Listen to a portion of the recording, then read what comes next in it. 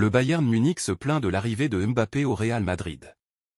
La signature de Kylian Mbappé au Real Madrid occupe l'espace médiatique depuis son annonce, il y a presque une semaine. Tout le monde le sait depuis des mois mais c'est enfin officiel depuis une semaine, Kylian Mbappé jouera au Real Madrid la saison prochaine. Une nouvelle largement commentée, sur les plateaux de télévision, à la radio, sur les réseaux sociaux et il s'agit aussi d'un sujet qui revient aussi dans toutes les interviews qui concernent un acteur majeur du football. En règle générale, en dehors de ceux qui ont un rapport avec Kylian Mbappé ou le Real Madrid, on ne se mouille pas trop sur le sujet mais le Bayern Munich vient de donner un avis assez tranché par l'intermédiaire de son directeur sportif, Max Eberl. Ce dernier, lors d'un entretien accordé au journal allemand Süddeutsche Zeitung, a donné son avis sur la signature du Français à Madrid et il n'est pas fan de la façon dont le transfert s'est effectué, c'est-à-dire sans indemnité de transfert. On peut toujours être plus avide d'argent, mais tous ceux qui sont avides d'argent deviendront peu à peu le clou du cercueil du football. Si, à un moment donné, tout l'argent disparaît du marché, il n'y aura plus rien pour faire des affaires. Nous parlons de centaines de millions. C'est trop et à un moment donné, on a l'impression que ça va exploser, a-t-il répondu. Le directeur sportif du Bayern en profite peut-être aussi pour lancer une petite pique envers le Real qui a fait quelques coups du genre ces dernières années, à la barre, Rudiger. Selon lui, il est clair en tout cas que la situation du football n'est actuellement pas viable et il a aussi fait allusion à l'émergence d'un championnat comme celui de l'Arabie Saoudite. À un moment donné, le marché sera saturé et l'Arabie Saoudite viendra prendre les joueurs. Ça ne me transmet pas de bonnes sensations. Je dois dire ça pour être juste mais le marché est comme tel en ce moment. L'argent sort du marché. Aucun club n'en profite. Les joueurs, les familles, les agents, tout le monde en profite, mais pas les clubs comme c'était le cas par le passé, a-t-il souligné. Le Real Madrid a choisi sa prochaine star après Kylian Mbappé. Florentino Pérez. Selon les médias espagnols, Florentino Pérez sait déjà qui sera sa prochaine star après Kylian Mbappé. Le Real Madrid a frappé un grand coup en s'offrant Kylian Mbappé cet été, comme il avait déjà frappé fort en attirant Jude Bellingham lors du mercato estival 2023. Encore plus quand on voit la saison brillante de l'Anglais, élu joueur de la saison en Liga. La question que tout le monde se pose maintenant, qui sera le prochain galactique enrôlé par les Merengues? La tendance semble nous mener à Erling Haaland.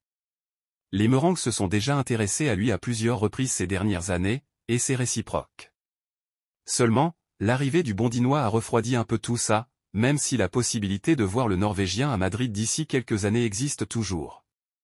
Comme l'indique Marca, le Real a choisi sa recrue phare pour 2025. Arsenal, l'éternel regret d'Arsène Wenger avec Kylian Mbappé. Un accord déjà trouvé.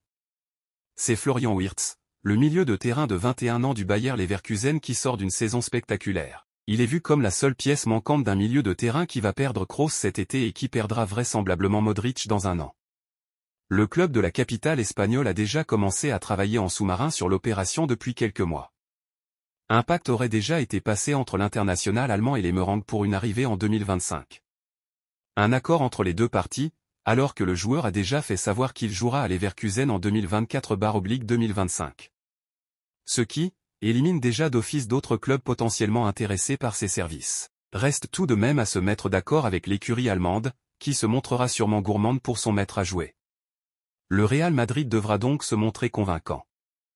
La Juventus se penche sur le dossier Vitor Roque. Vitor Roque avec le FC Barcelone. Venu renforcer le secteur offensif du Barça l'hiver dernier, Vitor Roque, 19 ans, n'a pas réussi à convaincre lors de ses rares apparitions. Malgré un nouvel entraîneur, Xavi ayant laissé sa place à Hansi Flick sur le banc du Barça, le jeune Brésilien s'inquiète de son temps de jeu pour la saison prochaine. D'après la Gazzetta dello Sport, la Juventus de Turin pourrait lui offrir une porte de sortie en prêt. Avec l'arrivée de Thiago Motta sur le banc de la vieille dame, l'attaquant du Barça serait une des options pour renforcer l'équipe. Le club turinois doit cependant d'abord dégraisser sa masse salariale avec des ventes.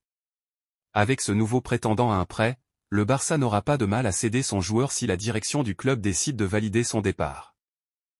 Brésil, mais où s'arrêtera le prodige Endrick? Endrick avec le Brésil. L'attaquant de 17 ans a encore été décisif avec la sélection brésilienne, et il continue d'impressionner. Cet été, le Real Madrid accueillera Kylian Mbappé. Mais le Bondinois n'est pas le seul joueur qui débarquera à Madrid cet été, puisqu'Endrick posera aussi ses valises du côté de la capitale espagnole dans les semaines à venir. Et on dirait bien que le jeune Brésilien de 17 ans pourrait avoir un rôle majeur dès sa première saison à Madrid, puisqu'il affiche déjà un niveau conséquent. Celui qui est encore joueur de Palmeiras, auteur de 11 buts en 31 matchs sur la saison 2023 en championnat, continue ainsi de cartonner en sélection. Dans la nuit de samedi à dimanche, il a ainsi inscrit un but qui a donné la victoire à la Canarina face au Mexique en toute fin de match, sur un service de son futur coéquipier Vinicius Junior. Un but décisif, celui du 3-2, qui enflamme logiquement le Brésil et Madrid. Dorival Junior appelle au calme. Ils disent que je suis trop petit pour être le numéro 9, mais ce n'est pas une question d'être petit, c'est le positionnement. Marquer des buts est quelque chose que j'aime beaucoup, mais c'est grâce à mes coéquipiers, confiait l'adolescent après le match. Vous devez être très prudent avec ce garçon. Beaucoup de choses lui arrivent en très peu de temps. Il doit continuer à travailler dur. J'ai vu ses débuts à Palmeiras, il a été important et il a généré de l'attention. Nous devons voir ce qu'il a accompli en si peu de temps. Il va quitter son pays et aller défendre les couleurs de son prochain club, le Real Madrid, et j'espère qu'il continuera avec cette progression qu'il a montrée l'année dernière parce que pour lui et pour tout le monde, ce sera fondamental. J'espère qu'il ne perdra pas cette essence qu'il a montrée à tout le monde, lancé pour sa part Dorival Junior, le sélectionneur. Statistiquement, Endrick affiche aussi des chiffres qui donnent le vertige. Il a une moyenne d'un but toutes les 41 minutes en sélection. Il est aussi devenu le deuxième joueur le plus jeune à inscrire 3 buts de suite en sélection brésilienne, derrière Pelé. Il a en plus réussi à marquer dans des matchs face à des rivaux d'un certain calibre, comme l'Angleterre et l'Espagne.